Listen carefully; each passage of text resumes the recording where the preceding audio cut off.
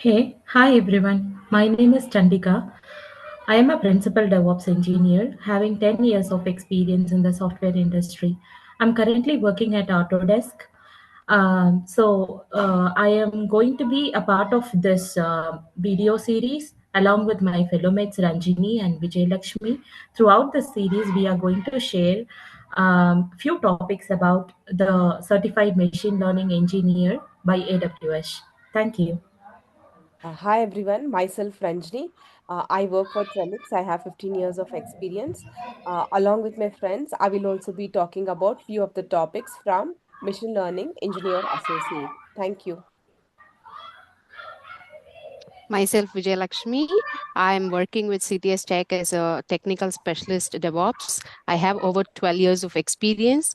I'm excited to be part of this series where we will be talking about a variety of topics under Certified Machine Learning Engineer Associate. Hope to see you all in this series.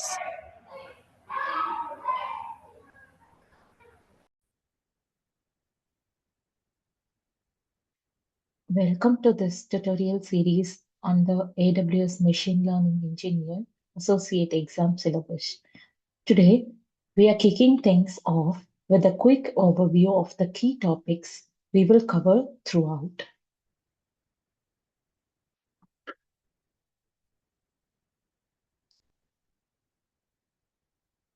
This is a glimpse of topics which we will cover throughout the series. In the first session, we will break down the basics of machine learning, explore its main types, and wrap up with a simple demo showing how data gets processed and a model gets trained using an ML algorithm.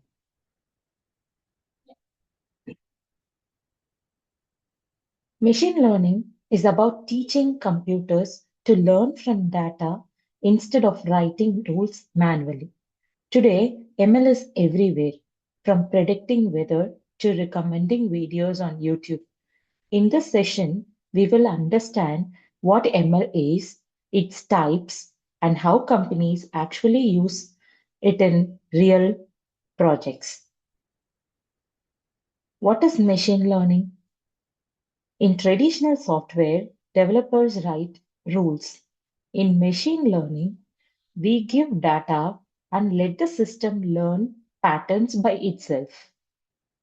Once trained, the model can make predictions or generate new content from new data.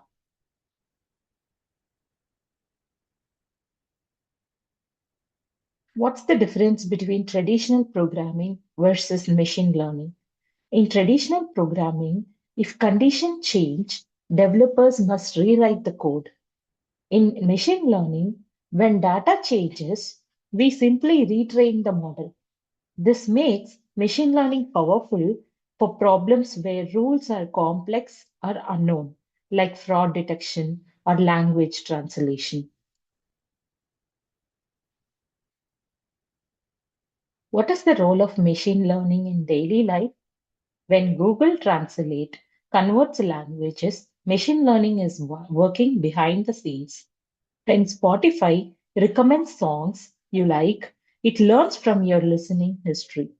Chatbots and image generators also use machine learning to understand and respond like humans. Let's see the types of machine learning. Machine learning is mainly divided into four types based on how learning happens. Supervised learning learns from labeled data. Unsupervised learning finds patterns on its own. Reinforcement learning learns from rewards. Generative AI creates new content like text, images, or code.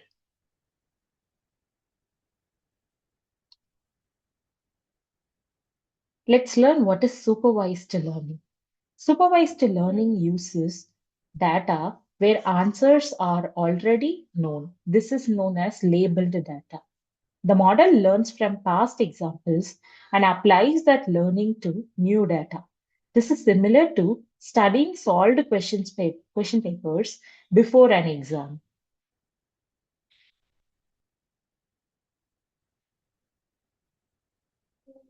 The supervised machine learning is categorized into regression models and classification model. Let's see what is regression model is. Regression models predict numerical values. A real example is house price prediction, stock price prediction, temperature prediction, etc. So delivery apps also use regression to estimate delivery time in minutes.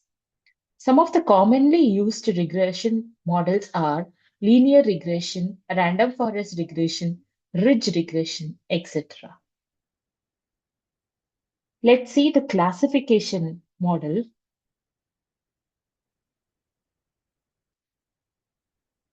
The classification predicts categories instead of numbers. Email spam detection is a classic example, whether an email is a spam or not spam. Banks widely use classification models to detect fraudulent transactions or approve loans. Let's see a real world use case of supervised learning. It's a customer churn prediction. So telecom and SaaS companies track customer behavior like usage, compliance, and payments. They already know which customers left in the past. Using this labeled data, the model predicts who's likely to leave next month so the company can take action early.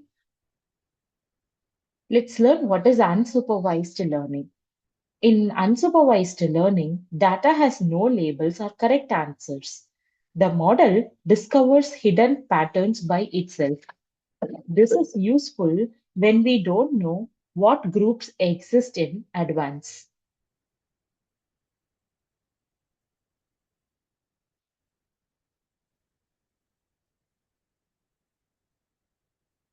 Clustering is a technique used in unsupervised learning where clustering groups similar data points together.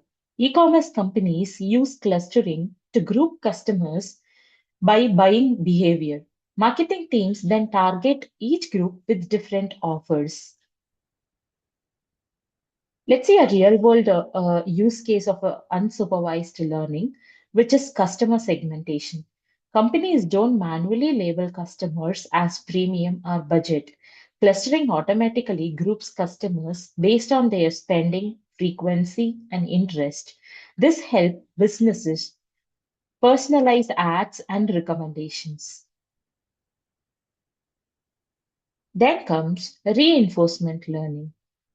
Reinforcement learning works on rewards and penalties. The system learns by trying actions and observing results. Over time, it finds the best strategy to maximize rewards. There is a real world use case for reinforcement learning, which I have mentioned here. Self driving cars can reinforcement learning. So, self driving cars use reinforcement learning to decide braking and steering. Traffic signal systems learn which timings reduce congestion. Game AI like AlphaGo mastered games using this approach. Let's learn what is generative AI. Generative AI creates new content instead of just predicting outcomes. It can generate text, images, audio, video, code. Tools like ChatGPT and image generators belong to this category. Some of the generative AI examples are text to text, which is used for chatbots and summarization. Text to image creates artwork from prompts. Text to code helps developers write code faster. Image to text helps in accessibility and image understanding. So, a text to text model takes text as input and give text as output.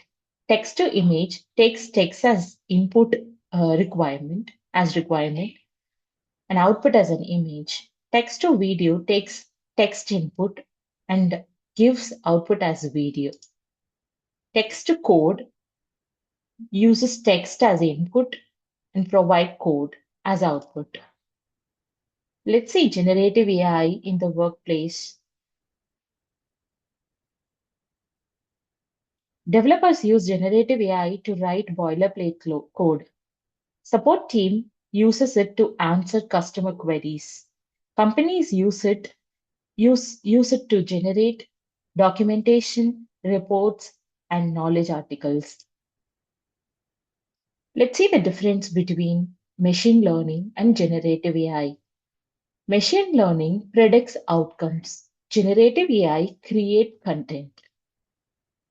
It is working based on numbers. It is working based on text, images, videos. It is widely used for business decisions.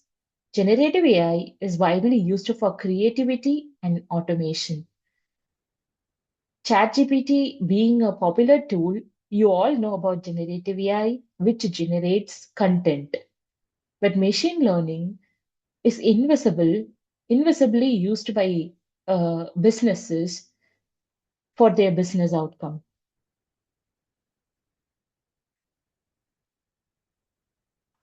Let's see the key takeaways from this session.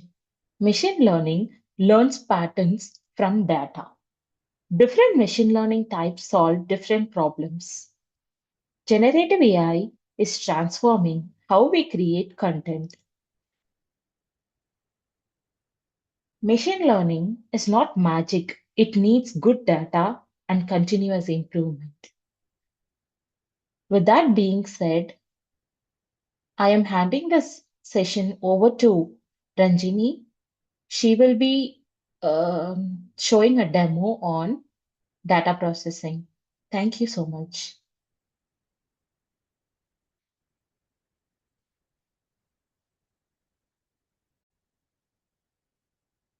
Hi everyone. Like Chandika has already gone through machine learning basics, I will be taking one of the linear regression model and trying to find the body mass of a penguin. So this is a supervised machine learning model. As we already have the data, with the help of the existing data, we will be doing the predictions. So in this diagram, I have kilometers in the x-axis and price in the y-axis. So if you see the relationship between this car price and the kilometers, as the kilometer size increases, the car price decreases. So this is the best fit model which we are going to see in the linear regression. So what we will be doing is we will be taking a data set. So we have this data set, we will be using a data set from the Seaborn. This data set contains these columns. These columns are called as features. So these are the features this data set has, called as species, highland, build length, depth, flipper length, and gender. And we are going to predict the body mass, so it is called as a target variable. So with the help of these features, we will be calculating the body mass of the penguin. So before that, data pre-processing is very important so that we get the best fit of the model. So we will be loading the data set. We will be checking for the missing values. So we are dropping this missing values. This values are also called as NaN values. So we are going to convert the categorical variables. For example, you take gender as a categorical variable. So it can be male or female. So I will be representing male as 0 and female as 1 so that the machine understands. Pre-processing is very important so that we can make the better predictions. So once we train the model, so with the help of linear regression, we will be finding out the value of the mean square, root mean square, and R2 square.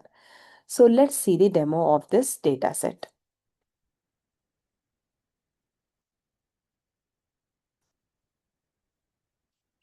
So I am using Google Colab. With the help of Google Colab, I am loading the penguin data set, and I'm going to run this data set for you. So run all. So what I'm doing here is with the help of Seaborn library, I'm loading this data set and I am printing this data set. So this data set has these features like I already explained. So with the help of these features, I will be predicting the body mass.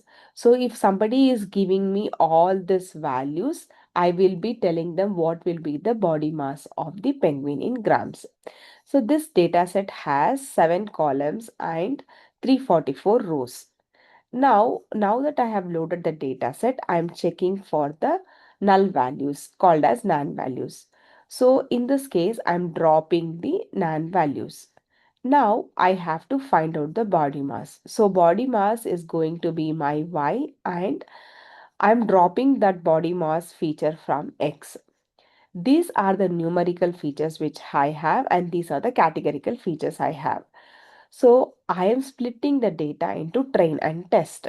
So once I split the data into train and test, I have to convert the categorical variables like I already discussed. So I'm converting the categorical variable, all the categorical features which I assigned here. These are the categorical features in my data set. So once I am doing a pre-processing here, I am training the model. So once I am training the model, I am doing a best fit of the model. So once I fit the model, I will be getting the score. So the score is mean square, root mean square, and R2 square. So like I already said, I have run the Google Colab, and this is my value for this is the predictions what I have made. So the lower the score, the good the model is. So I'm stopping here. Viji will be continuing further with the ML workflow. So thank you, everyone.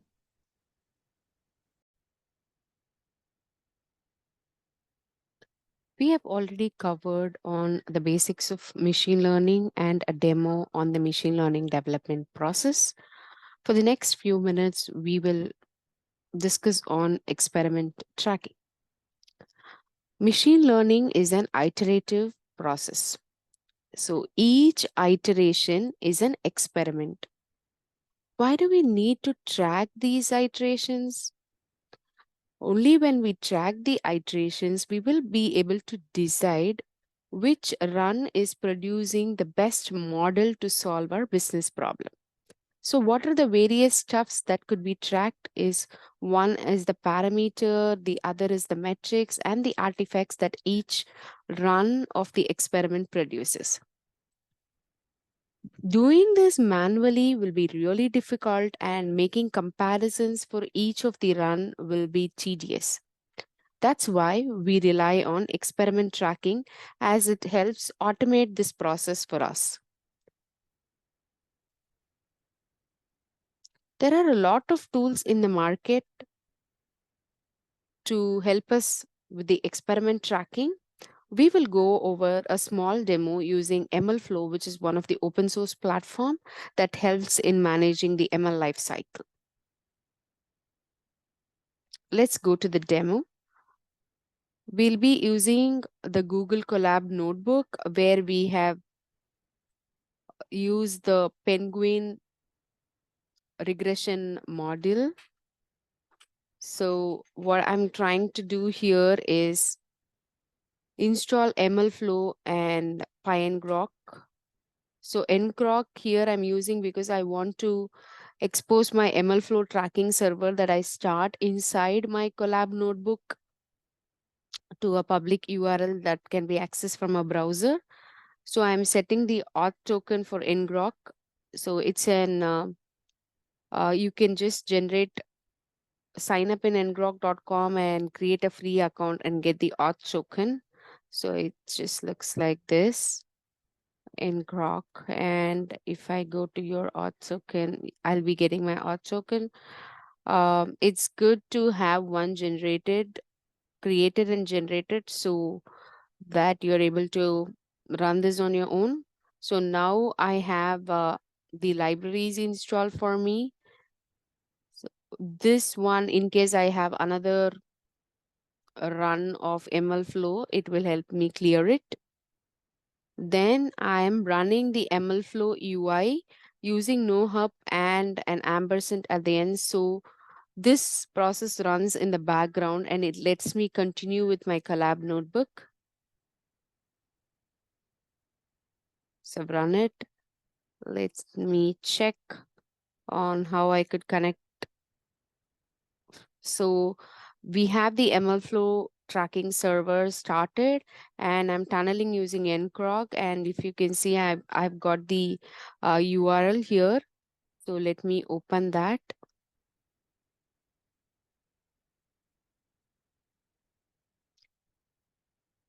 So good, we are able to see the MLflow UI. If I go to experiments now, I don't see any except for the default. So now I move back to my collab notebook. The same experiment that we have run before, the penguin's body mass regression demo, I am using with the MLflow wrapper. So here, if you can see, I'm importing MLflow and MLflow scikit-learn, and then I'm passing an experiment name. Okay. Then with this wrapper here, MLflow dot start underscore run, I am logging the parameters like model type, test size, and random state. Then I'm training the model using the same wrapper, evaluating the model, and then logging the metrics. If you can see the same metrics, root mean square error, R square value, all of it are being logged using the MLflow wrapper. Okay. And I'm as well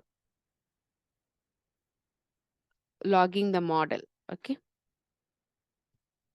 So let me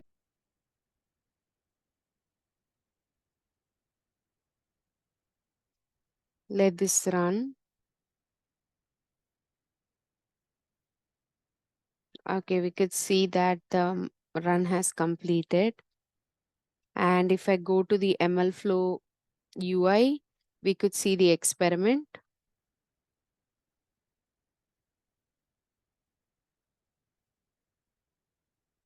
And we can see the run name. If I further navigate into the run, I can see my metrics. Okay.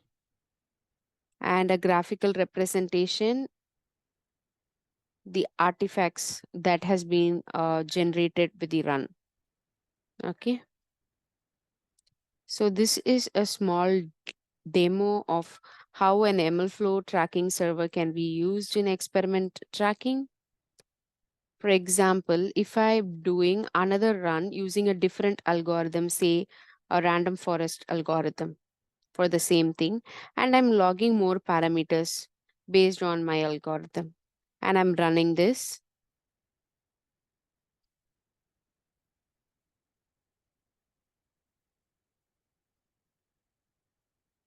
So here you can see it has completed. I now go to my MLflow and then click on experiments and then go to my body mass thing. Can you see? I can see another run, random forest based run. So here I can see the metrics of the random forest algorithm. So if I want to, similarly, I can see the artifacts that this algorithm has produced. And if I want to compare them, I can go to the experiments and then select both of it and compare. So there are different options through visualizations, through parameters, metrics. So this is how experiment tracking helps us in identifying which run of the model, which run of the experiment gives us the best model. Hope you liked it and it has been informative. See you in the next session. Thank you.